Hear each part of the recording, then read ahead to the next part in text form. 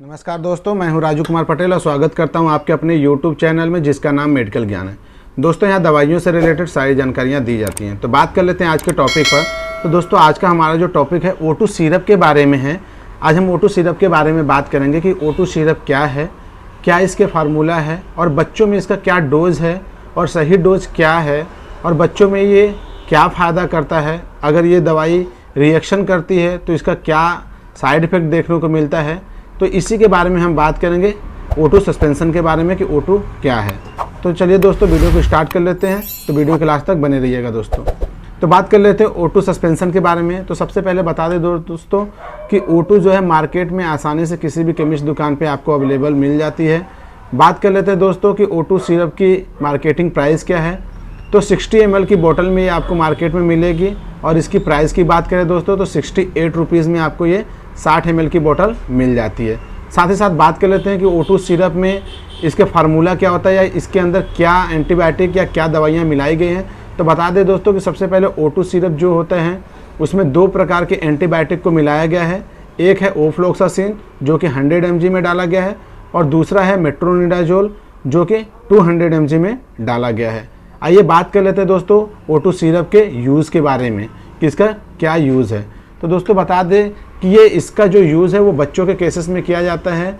वो बच्चे जिनको डायरिया की शिकायत होती है यानी कि बार बार उनको दस्त लगता है, साथ ही साथ में दोस्तों उनको डिसेंट्री जिसको हम पेचिस बोलते हैं उसकी शिकायत होती है, तो उस केसेस में हम O2 सिरप का यूज़ करते हैं। डायरिया के केसेस में होता क्या है दोस्तों, उनको बार बार दस्त लगता है, उसकी वजह से उनके पेट में ऐंठन होती है, मरोड़ होती है तथा साथ ही साथ उनके छोटी आंत बड़ी आंत में भी दर्द बना रहता है। तो ऐसे केसेस में हम O2 सिरप को देते हैं दस्त के रूप में कि दस्त जब उनको हो तो ऐसे केसेस में हम O2 सिरप का यूज़ करते हैं। साथ ही साथ दोस्तों उनको पेचिस होती है।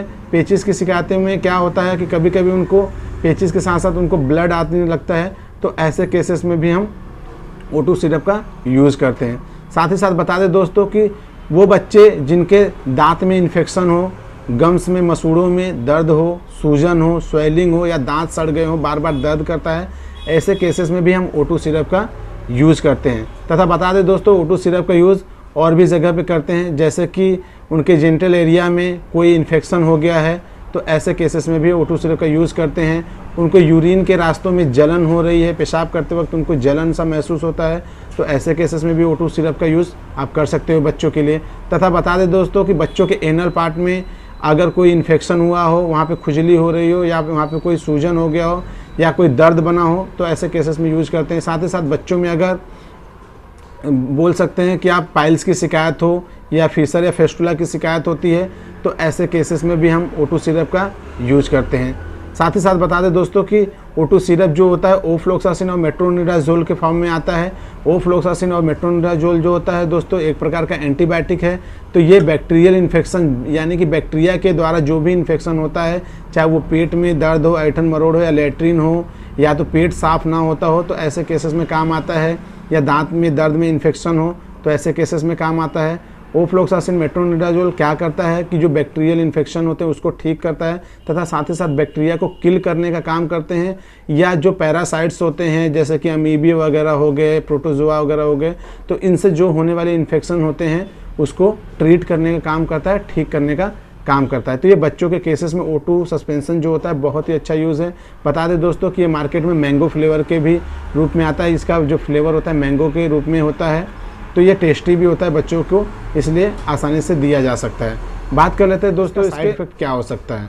तो दोस्तों इसका जो साइड इफेक्ट होता है, अगर ये बच्चों को दवा सूट नहीं करेगी O2 या ओफ्लोक्सासिन मेट्रोनिडाजोल जो सस्पेंशन है, अगर ये सूट नहीं करेगी बच्चों में, तो उनको क्या होगा कि पेट में दर्द शुरू हो सकता है, उनको हेडेक बना रह सकता है, साथ ही साथ नोजिया व या वोमिटिंग की शिकायत उनको देखने को मिलेगी, उनके मुंह का टेस्ट थोड़ा सा बदला हुआ सा लग सकता है तथा साथ ही साथ उनके शरीर में कुछ कुछ रैसेस देखने को मिल सकते हैं। अगर ये O2 सिरप उनको सूट नहीं करेगा तो ये इसके साइड इफ़ेक्ट है। बात कर लेते हैं दोस्तों O2 सिरप के डोज के बारे में। तो बता दें जो दोस्तों O2 सिरप आता है इसके जो डोज होते हैं बहुत कॉम्प्लिकेटेड होते हैं। होता क्या है कि कुछ O2 सिरप ऐसे आते हैं जिसमें इसके ओफ्लोक्सासिन 50 mg और मेट्रोनिडाजोल जो होता है 100 mg आता है। कुछ सिरप ऐसे होते हैं जिसमें ओफ्लोक्सासिन 100 mg और तथा मेट्रोनिडाजोल जो होता है 200 के फॉर्म में आता है। तो बता दें दोस्तों कि इसका डोज जब भी आपको लेना है, इससे पहले आप अपने एक बार डॉक्टर की सलाह ले लें। फिर भी मैं एक नॉर्मल जो डोज होता है, जो एवरेज डोज होता है जो दिया जाता है वो बता देता हूँ कि 2 साल से 5 साल के बीच में जो बच्चे होते हैं उनको 2.5 ml देना पड़ता है सुबह और 2.5 ml शाम देना पड़ता है खाना खाने के बाद। तथा वही जो 5 साल से ऊपर के बच्चे होते हैं, 10 साल के बीच में होते हैं, यानी कि 5 साल से 10 साल के बीच के जो बच्चे होते हैं उनके लिए इसका जो डोज होता है 5 ml सुबह और 5 ml शाम होता है खाना खाने के बाद। इसके अलावा अगर आपको 1 साल से नीचे के बच्चों के लिए इसका डोज लेना होगा तो दोस्तों आपके अपने डॉक्टर से सलाह लेना पड़ेगा, क्योंकि 1 साल से नीचे के बच्चों के डोज के लिए उनका वेट कितना है उसके अकॉर्डिंग, उसका हाइट कितना है उसके अकॉर्डिंग, या वज़न कितना है उसके अकॉर्डिंग O2 सस्पेंशन को दिया जाता है। तो बस दोस्तों ये थी O2 सिरप के बारे में कुछ जानकारियाँ। अगर इसके अलावा आपको कुछ और सवाल है तो आप हमें कमेंट्स करके पूछ सकते हैं O2 सस्पेंशन के बारे में। हम पूरी कोशिश करेंगे उसके बारे में बताने के लिए। तो आज की वीडियो में बस इतना ही दोस्तों, मिलते हैं किसी और वीडियो में। तब तक के लिए नमस्कार दोस्तों, बाय बाय।